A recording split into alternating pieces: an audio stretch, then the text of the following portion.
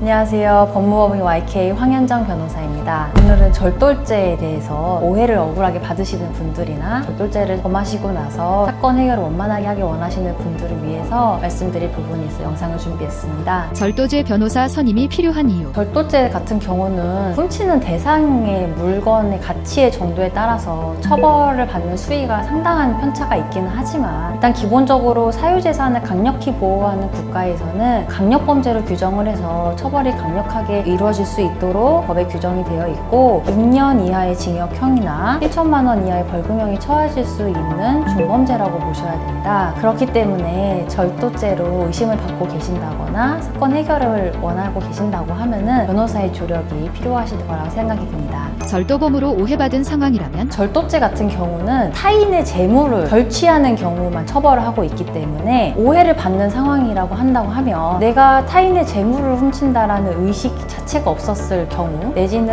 본인은 물건을 훔쳐간다고 생각을 안 하고 그냥 가져가서 보관하려고 했었던 것일 뿐인데 그것을 훔쳐갔다라고 오해를 받는 경우도 있을 수가 있습니다. 변호사가 도와드릴 수 있는 점은 크게 세 가지입니다. 첫 번째로는 사건 관계에 대해서 먼저 파악을 하는 건데요. 제가 앞서 말씀드린 바와 같이 타인의 재물이라는 인식 자체가 없었다던가 내가 이걸 훔친다라는 의사 자체가 없었다던가 피해자 역시 그 상황에 대해서 알고 있었다라던가 그런 특수한 상황에 대해서 변호사에게 말씀해 주시면 상황에 대해서 정리를 하고 그것이 파악된 것을 전제로 사건의 조사를 받으러 가실 때 어떤 부분을 진술을 함에 있어서 주의해야 할 것인지를 저희가 정리를 해서 조언을 드리는 역할을 하고 있습니다. 또한 여기에서 자신이 억울한 부분을 강력하게 주장을 해 불송치 내지는 무혐의를 받기 위해서 어떻게 해야 되는지에 대한 조언도 변호사를 통해서 받으실 수 있습니다. 무심코 절도를 저지른 상황이라면 내가 정말 물건을 훔쳐서 절도를 한 게 맞다라고 하신다고 하면은 가장 필요한 것은 감형을 받는 것입니다. 이럴 경우에는 첫 번째로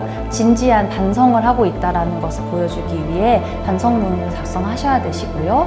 두 번째로는 재산상 피해를 입은 피해자분과 합의를 원만하게 진행을 해서 피해 회복을 했다라는 것을 수사기관에 제출해야 될 필요가 있습니다. 그리고 세 번째로는 본인이 초범이라든지 아니면은 생계적으로 너무 어려워서 본인도 모르게 그런 잘못을 저질렀다라는 등의 양형을 고려해 줄 수 있는 어떤 참작할 만한 사유들을 정리해서 이것을 또 수사기관에 제출하는 것이 필요한 상황입니다. 지금까지 절도죄에 대해서 살펴봤는데요. 절도죄로 인해서 오해를 받고 계시거나 아니면은 이와 관련해서 선처를 받고 싶은 분이 계신다고 하면은 변호사와 적극적으로 상담을 하셔서 사건을 원만히 해결하셨으면 좋겠습니다.